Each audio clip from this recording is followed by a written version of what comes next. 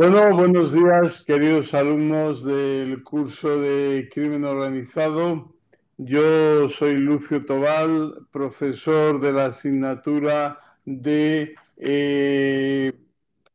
Crimen Organizado Transnacional, Modus Operandi en España y en el exterior. Vamos a ver. Como siempre digo, aquí tengo un texto que es del que ustedes también disponen para estudiar y demás, donde van a encontrar los conceptos y las ideas más importantes de mi asignatura. Tenemos una pequeña presentación donde cuento un poco, por ejemplo, pues qué es crimen organizado, que ya lo ha dicho también el profesor González Mas, y de qué se está hablando. Pero hoy en día prácticamente tendríamos dos especialidades delincuenciales, una, crimen organizado, todo, y otra, el crimen individual, que se reduciría prácticamente en exclusiva a los asesinos en serie o a los delincuentes en serie, pues podemos hablar de violadores en serie, pero el resto es todo crimen organizado. Tan es así que, de hecho, podemos comprobar cómo en la acusación que se le hace al exministro de Transporte, ¿verdad? Pues lo que estamos diciendo es que pertenencia a grupo criminal. Es decir, se le acusa de pertenencia a grupo criminal. Y es que, fijaros, si podéis ver en la presentación que acompaña a mi explicación, dice, ¿qué es crimen organizado? Los indicadores de Europol, por ejemplo, colaboración de más de dos personas, actuación prolongada en el tiempo, comisión de delitos graves y búsqueda de beneficio o de poder. Y aquí en esta ocasión vemos que se dan varios de estos elementos, estos cuatro, pero luego además al menos dos de los siguientes. Reparto específico de tareas, existe. Uso de algún tipo de control interno, existe porque había jerarquía. Extensión al ámbito internacional, en este caso no o sí, dependiendo si creemos que las actividades tenían que ver con Venezuela y otros países.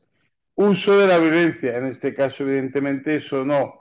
Blanqueo de capitales, este casi diría yo que es el punto o el broche final de todo crimen organizado, porque cualquier capital, cualquier producto crematístico que se persigue con el delito, al final tiene que terminar en blanqueo de capitales si quiere volver a introducir digamos, el caudal de dinero en la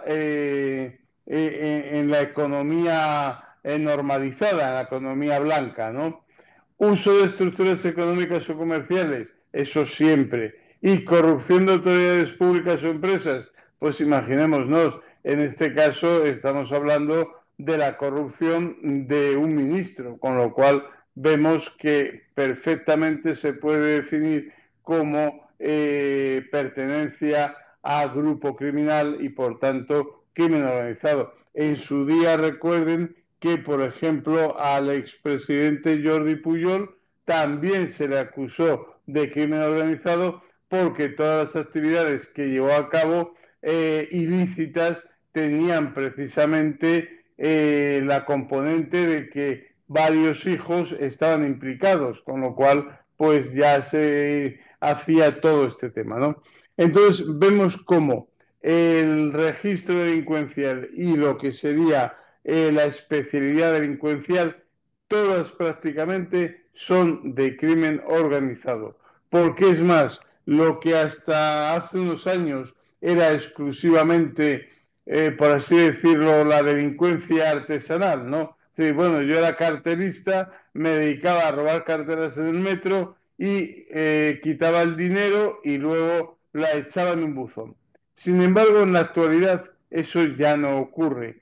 Lo que ocurre es que sí, yo sigo siendo carterista, pero me ha contactado una persona que me ha dicho, ¿qué haces con las cosas que llevan las carteras? Y digo, pues nada, las tiro. No, no, no, no. Mira, tú vas a darme todo lo que lleve la cartera y yo por cada DNI te voy a dar 50 euros. Por cada pasaporte, 70. Si es de asiáticos, 100.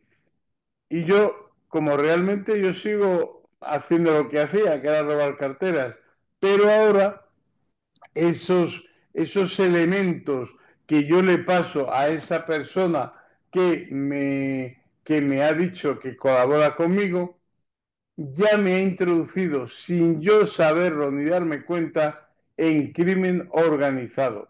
Porque a partir de ahí, todo lo que yo robo entra en un canal de explotación delincuencial y esa explotación delincuencial tiene como fin último organizar, cebar y mantener a un grupo criminal que explota los registros que yo en principio estoy haciendo. Por tanto, no olvidemos nunca que hoy en día prácticamente la totalidad de la delincuencia está dentro de y encarnada por crimen organizado. Es verdad que, repito, algunos modus operandi y algunas especialidades delincuenciales pues no se adaptan bien a esto, como pudiera ser, por ejemplo, los delitos sexuales, la violación y demás. ¿Por qué? Bueno, pues porque eso afecta exclusivamente al individuo, pero no olvidemos que hay redes de pornografía infantil, hay redes de pornografía de adultos y luego explotación sexual. Todos los grupos que en definitiva lo que hacen es explotar la versión sexual de estos delitos, ya hablamos también de crimen organizado. De tal manera que tendríamos un crimen individual no organizado, que sería el que lleva el individuo individualmente.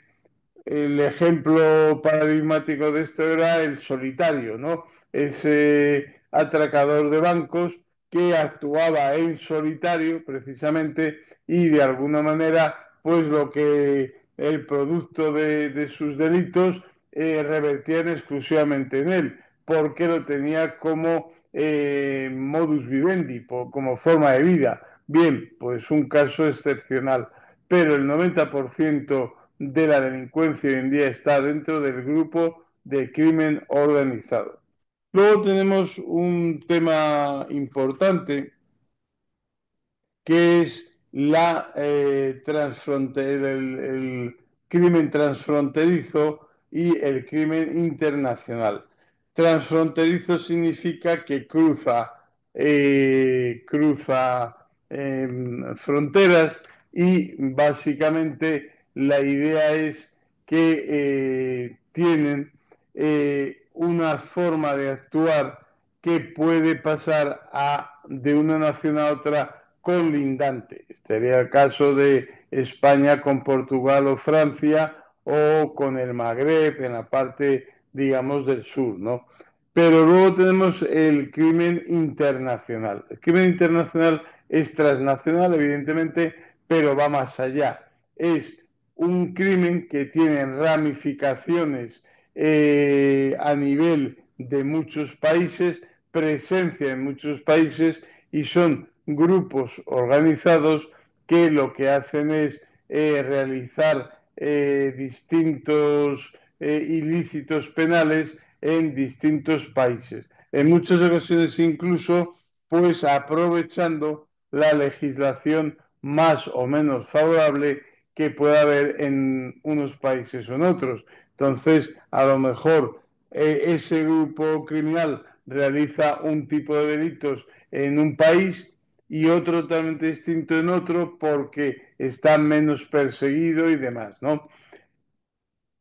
En la diapositiva que tengo en este momento visible tenemos los principales modalidades de crimen organizado, que sería por ejemplo, asalto a naves en polígonos industriales de la periferia urbana. Esto ha sido un tipo de delincuencial que nos ha venido de fuera, es decir, no es autóctono. Asalto a viviendas unifamiliares y chalés en urbanizaciones y en zonas acomodadas. Delitos medioambientales. Este posiblemente sea uno de los delitos con más repercusión en cuanto a ejecución de actos y por otra parte el menos perseguido, uno de los menos perseguidos.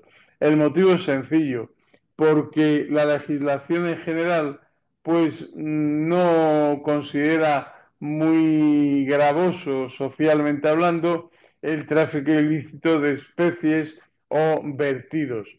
Por otra parte, hay países donde este tipo de delitos ni tan siquiera se consideran ni están tipificados, con lo cual vemos, por ejemplo, todo el cuerno de África, donde son el vertedero del mundo, porque países ricos son capaces de llevar allí sus vertidos y por un poco de dinero pues se deshacen de vertidos muy tóxicos y muy peligrosos. Como cada vez más se persigue esto en el primer mundo, pues es el tercer mundo el que se está haciendo acreedor de este tipo de delitos. También tenemos en cuenta que, por ejemplo, la mafia italiana, uno de sus principales negocios, que podríamos pensar que es un negocio, en fin, que no llama la atención, ¿no? Especialmente, es la recogida de residuos urbanos, de residuos sólidos urbanos. Y dice, ¿y dónde está ahí el negocio? Bueno, el negocio está esencialmente en aquellos residuos que están subvencionados por reciclarlos, véase electrodomésticos, aparatos electrónicos y demás, pues que los recogen. Estos vertidos son subvencionados y luego en lugar de reciclarlos y darles el tratamiento adecuado, lo que hacen es directamente tirarlos en cualquier sitio o de cualquier forma. Y así tenemos que casi un tercio del beneficio de la mafia italiana procede de los vertidos. O sea que podemos ver lo importante que es.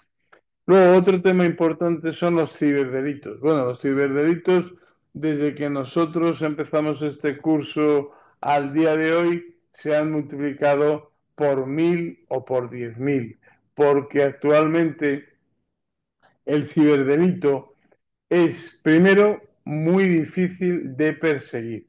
En segundo lugar, es una actividad muy cómoda porque es una actividad que se hace con algo tan sencillo como un ordenador y, por otra parte, el ciberdelito no deja un rastro y si lo deja no es posible perseguirlo. Las ciberestafas, todo lo que sea relativo a, digamos, operaciones económicas fraudulentas, las fuerzas de cuerpo de seguridad a día de hoy se encuentran muy maniatadas y muy limitadas poder hacer la persecución. Tengamos en cuenta que un ciberdelito se produce en el ciberespacio, de tal manera que abarcan el mundo entero y sin embargo quienes lo realizan no están tampoco localizados en ningún sitio concreto. Todo eso da como consecuencia el que el delito informático sea prácticamente imperseguible. Se le puede perseguir, pero escasamente el 1% puede llegar a ser reprimido. El resto pasan totalmente inadvertidos y desapercibidos. Otro de los modus operandi de actividades delictivas de crimen organizado sería la trata de seres humanos con fines de explotación sexual. Aquí lo que vemos esencialmente, como vemos, es un delito o diríamos un delito con dos vertientes. Una parte la explotación sexual y otra parte la trata de seres humanos. La trata de seres humanos, el beneficio lo consigue cobrando a las propias personas el hecho de introducirles en la actividad. Y luego, el otro delito conexo es el de explotación sexual, que es para qué se hace la trata de seres humanos. Otro modus operandi relacionado, pero que no hay que confundir, es el tráfico ilegal de inmigrantes. A ver, hay una persona que quiere ir de un país a otro y no le es posible, o bien la situación no se le presenta, digamos, favorable, o directamente es que le es imposible salir de su país de forma legal. Entonces, paga a alguien para que se consiga sacarle de ese otro país que él no quiere estar y al mismo tiempo conseguir llegar a ese país en unas mínimas buenas condiciones. El tráfico ilegal de inmigrantes, pues por ejemplo, el caso más conocido mundialmente es el de inmigrantes a Estados Unidos desde México, y luego pues aquí en España las pateras, los cayucos, todo esto es tráfico ilegal de inmigrantes. Hay que tener en cuenta, por ejemplo, esta actividad a los que la favorecen y a los que la realicen, el tráfico de personas puede ser, pues posiblemente la tercera actividad más lucrativa. Hay que tener en cuenta que para que, por ejemplo, un inmigrante irregular llegue a España en un cayuco, lo mínimo que ha lo mínimo que ha pagado son 3.000 euros. Claro, 3.000 euros para una persona de un país totalmente empobrecido, perdón, supone que esa persona está poniendo prácticamente todos sus bienes, todo su patrimonio en manos del traficante, y el traficante muchas veces le trae de cualquier manera, o incluso no le trae. Una vez que ya están en alta mar, pues les tira del cayuco o tal y vuelve otra vez. Es decir, es una actividad muy lucrativa y por tanto, lógicamente, muy fácil de caer en esa actividad de manera ilegal, ¿no? Hay que tener en cuenta que en el mundo el crimen organizado, las tres actividades más importantes por orden de beneficio o lucro es el tráfico de armas, el tráfico de drogas y el tráfico de seres humanos. Con lo cual, pues vemos que este tráfico ilegal de inmigrantes pues es de lo más rentable, ¿eh? La séptima actividad sería actividades de la delincuencia clásica que hoy están en la esfera del crimen organizado. Como he dicho antes, muchos, en fin, el delito clásico, el delito artesanal, hoy se ha transformado en crimen organizado porque se ha establecido una organización que de manera sistemática y reiterativa elabora modus operandi para obtener el máximo beneficio de esa otra delincuencia clásica y menos rentable a nivel individual y a nivel colectivo. El octavo punto es el secuestro. Bueno, aquí en España últimamente hemos tenido noticia de algunos, de hecho esta semana incluso, ¿no? El vídeo de la policía apresando a unos secuestradores que llevaban por la carretera en el maletero a una persona secuestrada. Pero realmente en España y en Europa el secuestro no es muy importante como actividad delictiva. Sin embargo, sí lo es, por ejemplo, en toda Sudamérica y particularmente en México, donde el ayudante del fiscal general de la Procuraduría General del Estado, cuando vino aquí a unas conferencias hace ya algún tiempo, nos dijo en plan de comentarios así en petit comité, en México el secuestro es el deporte nacional. Y tan es así que hay momentos incluso que llegan a hacer pasar por un secuestro lo que no ha existido tal secuestro. Tienen un modus operandi bastante refinado por el cual, explotando por una parte la afectividad con el supuestamente o entre comillas secuestrado y por otro lado la urgencia de la situación, hacen que paguen lo que se llaman secuestros virtuales, es decir, secuestros que no son tales, que no ha habido ningún secuestro, que no han secuestrado a nadie, pero sin embargo la familia paga, son poco dinero el que piden, pero suficiente para hacer una actividad a nivel global bastante rentable. El noveno es tráfico de drogas, es un delito muy clásico desde hace muchos años y aquí tendríamos que hablar de tráfico de drogas y favorecimiento del tráfico de drogas, porque hay que tener en cuenta que hay estados como Afganistán que viven precisamente del tráfico de narcóticos.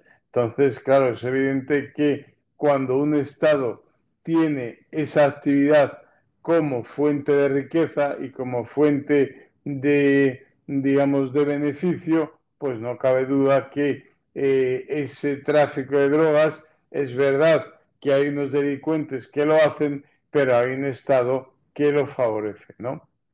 Luego tendríamos el tráfico de armas, repito, es a nivel, yo aquí lo he organizado y lo he ordenado por importancia en España, pero realmente en el mundo el tráfico de droga, el tráfico de armas sería el número uno, número uno porque el dinero que mueve en cada operación es muy superior al tráfico de drogas o cualquier otro tráfico. Tráfico de armas que se genera normalmente de la siguiente forma. En principio, un Estado compra armas legalmente a otro Estado y esas armas compradas legalmente luego por canales de distribución diversos salen de los canales normalizados y legales y entran en el mundo de la delincuencia, entran en el mundo de los grupos terroristas y demás. Luego tendríamos el robo de cargas en camiones en autopistas españolas por grupos organizados itinerantes y que este modus operandi tampoco es español, nos ha venido de fuera, es decir, es foráneo. Y por último, como hemos dicho al principio, el blanqueo de capitales, que es el último eslabón del crimen organizado. Bueno, sobre esto quiero haceros partícipes he asistido hace unos días a una conferencia sobre las criptomonedas y os puedo decir que lo que allí he oído y lo que, en fin, lo que se ha dicho me ha impresionado profundamente, tan profundamente que al día siguiente todavía no conseguía conciliar el sueño, porque las criptomonedas dejan absolutamente en el limbo a todo esto que yo os acabo de decir. El blanqueo de capitales hoy puede en un momento determinado conocerse, verse y saberse porque el blanqueo de capitales se puede rastrear y perseguir. Pero con las criptomonedas todo eso desaparece. todos los paradigmas que tenemos perfectamente interiorizados de lo que es la riqueza, lo que es tener y ser propietarios de un capital, todo eso, olvidarlo, ha desaparecido. Y como eso está empezando, todavía no hay en absoluto herramientas para poder, ya no digo perseguirlo, no, no, simplemente controlarlo, saber lo que hay. No hay absolutamente ningún instrumento en este momento para la persecución de las criptomonedas procedentes de actividades ilícitas, delincuenciales y demás. Por tanto, el futuro que nos espera es muy, muy impreciso, muy incierto y no podemos saber cómo va a ir ese tema. Lo cierto es que a día de hoy las criptomonedas están presentes en el mercado en una cantidad ínfima que veamos, pero hay aproximadamente en estos momentos 5 billones, es decir, 5 millones de dólares circulando y utilizándose en criptomonedas. Esto nos da a entender cuál va a ser el futuro y sobre todo cuál va a ser la importancia. Más todavía cuando el nuevo presidente de Estados Unidos lo que ha dicho es que quiere hacer una reserva federal de criptomonedas. En la conferencia que yo el otro día asistí, dijeron claramente que eso a día de hoy es imposible, pero que lo que hoy es imposible, mañana es cotidiano. Por tanto, realmente no podemos saber hacia dónde va el tema de las criptomonedas. Y bueno, ya que decimos algo de esto, pues Crimen Organizado casi desde un principio ha sido cliente de esas criptomonedas. Hay que tener en cuenta que esto prácticamente se ha desarrollado en el mundo de la Internet profunda, que puede servir muy bien para pagar servicios de sicariato, tráfico de drogas y demás, y sobre todo, y muy importante, que a día de hoy todo lo que se haga con criptomonedas está en el mundo oscuro y en el lado opaco de la actividad mercantil y económica. Por tanto, si alguien se atreve, quiere y puede y tiene algún conocimiento de ello, de hacer el trabajo de mi asignatura sobre las criptomonedas o la repercusión que esto puede tener a futuro en el mundo delincuencial, pues ahí dejo la opción, ¿no?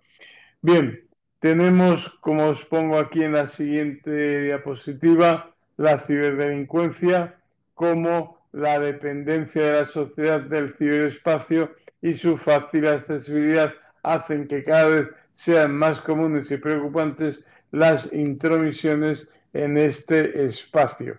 Y hay que tener en cuenta también que en estos temas la respuesta al cibercrimen que hoy se ha dado, por un lado en Europa, está el F3 de Europol y en Estados Unidos el FBI Cibercrimen Division, que es la división de delitos informáticos y demás. No obstante, hay que tener en cuenta que todo eso, repito, está todavía en pañales y es muy difícil el conseguir hacer algún tipo de actividad de represión que sea muy eficaz, porque al final, si no tenemos un acceso directo a lo que sería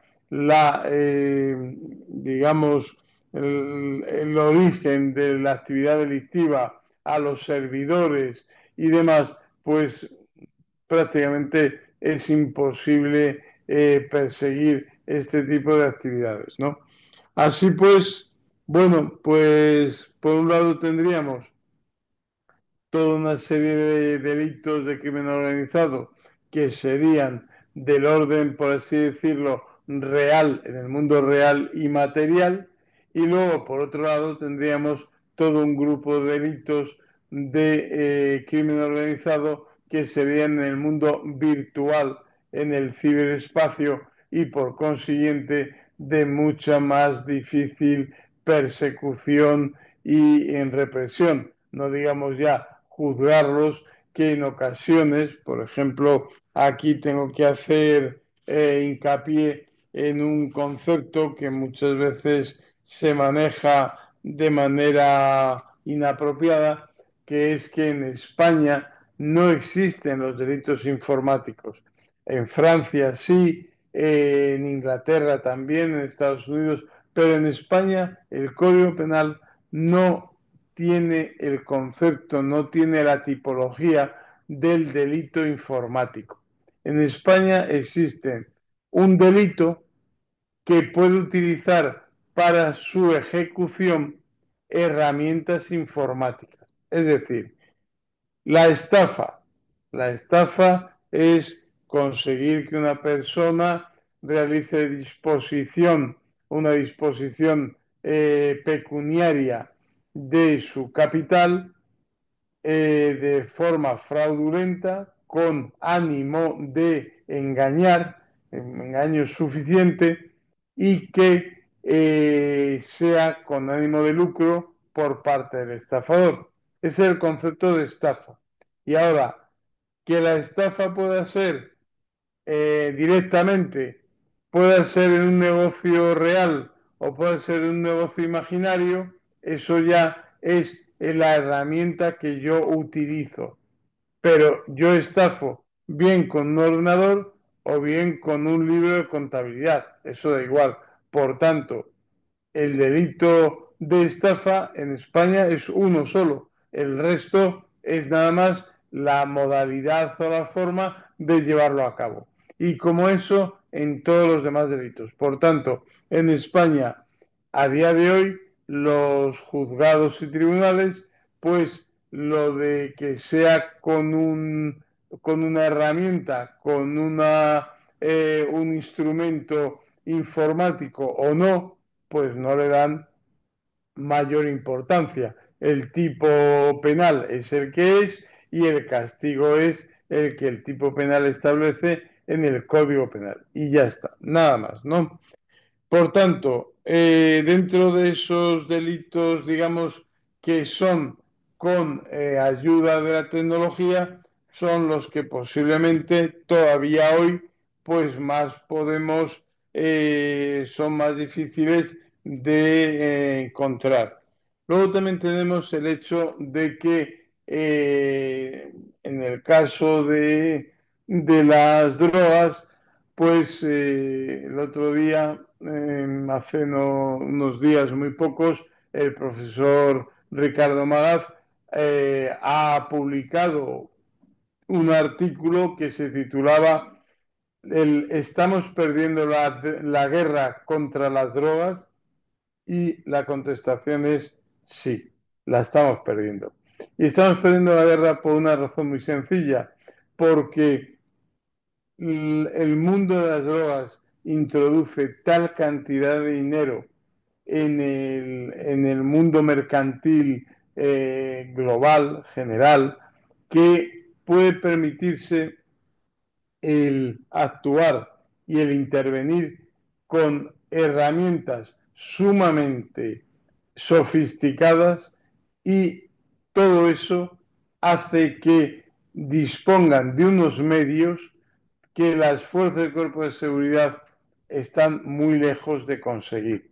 Y por otra parte, porque como la demanda de droga va en aumento en el mundo entero, hay que tener en cuenta, fíjense, como por ejemplo el tabaco en España va a la baja, porque hay una normativa que favorece el que cada vez se fume en menos sitios y demás.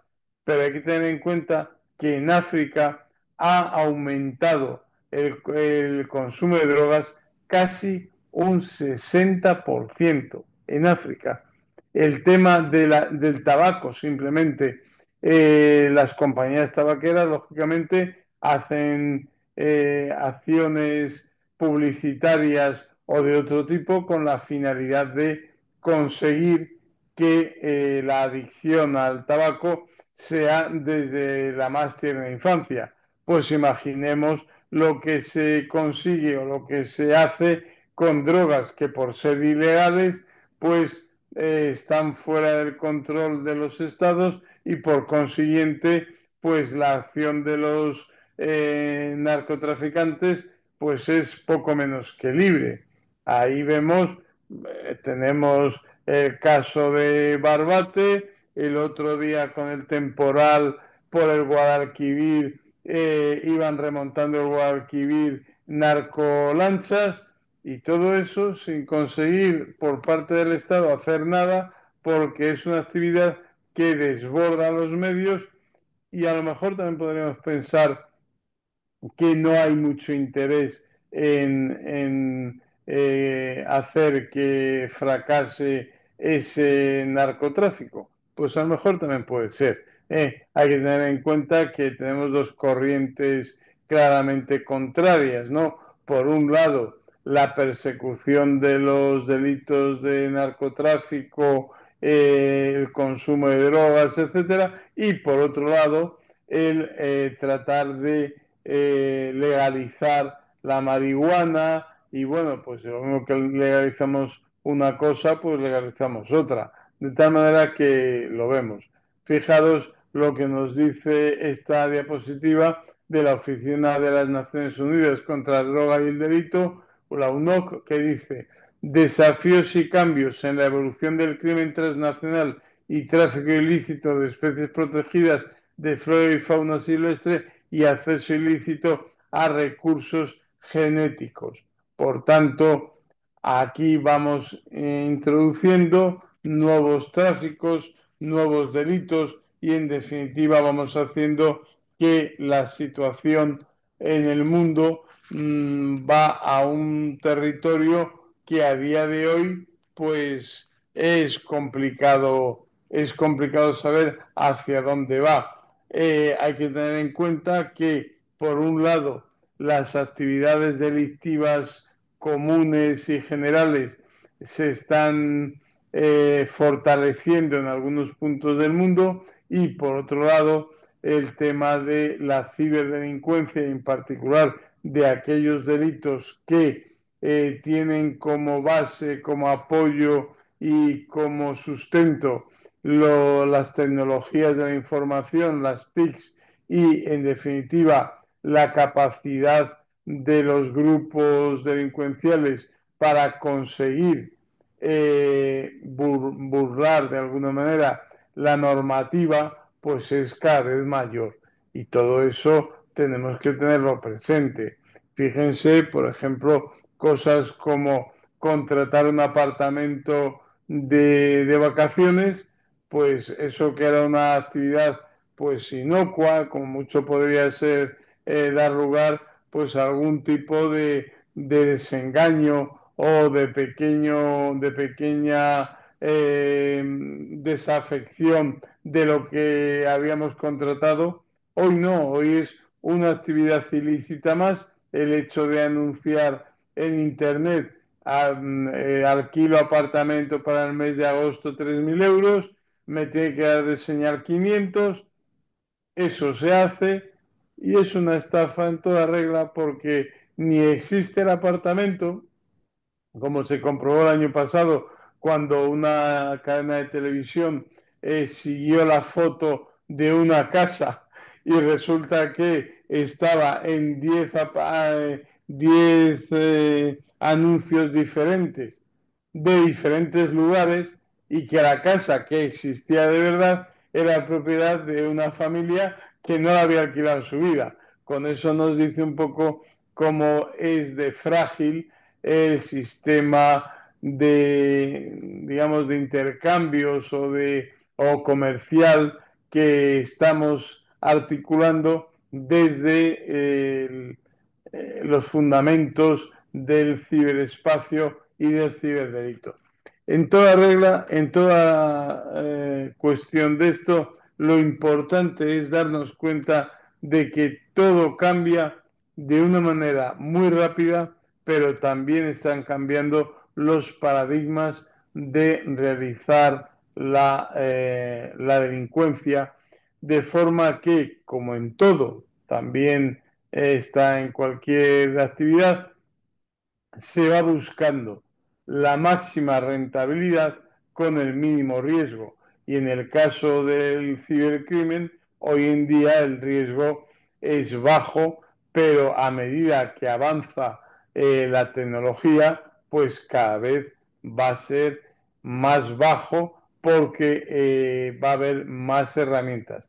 Repito, hoy, por ejemplo, el concepto de las criptomonedas y el paradigma que nuevo de la monetarización de la economía cuando estas criptomonedas alcancen la madurez, porque hoy están en una etapa totalmente incipiente, van a cambiar muchas cosas y van a cambiar sobre todo muchos modus operandi que hoy se hacen de una manera y mañana no tendrán posiblemente nada que ver, aunque la finalidad seguirá siendo delictiva y la delincuencia seguirá siendo delincuencia, seguirá creando nichos de daño social, moral e individual a cada uno.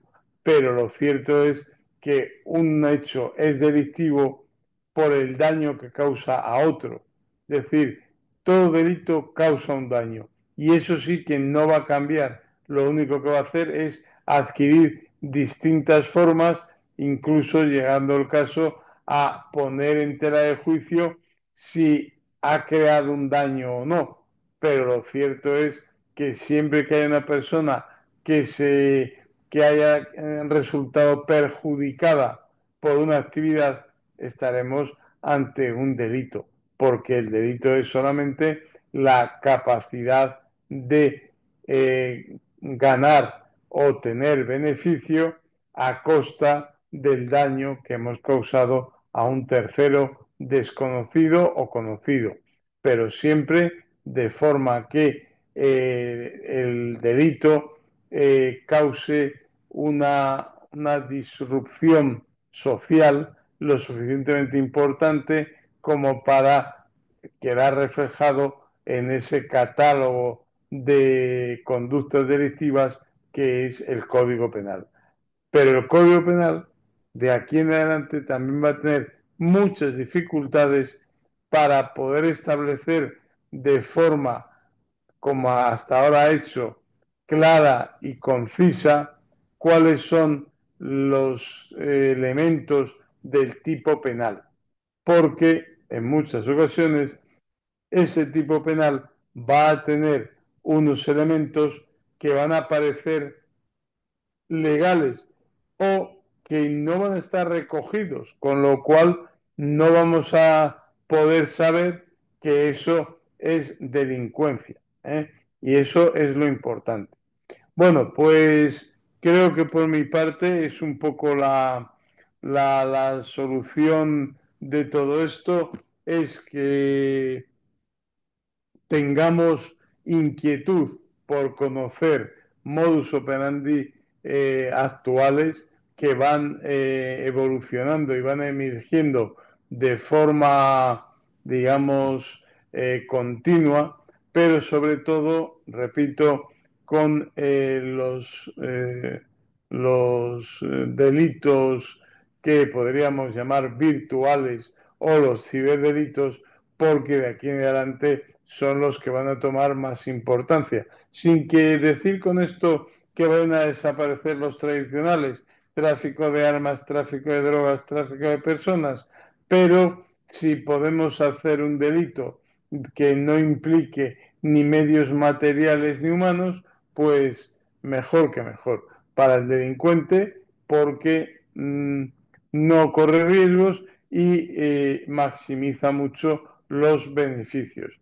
Y repito, el protagonismo de las criptomonedas en la ciberdelincuencia va a ser de aquí en adelante un elemento esencial de la delincuencia en el mundo. Pues nada más, muchísimas gracias por vuestra atención y quedo a vuestra disposición para cualquier pregunta, duda o aclaración que queráis hacer.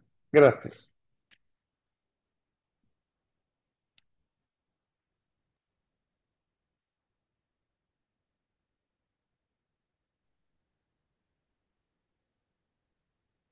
¿Alguna pregunta tenemos? Pues profesor, parece que no. No. Bueno, pues muchas gracias y hasta la próxima.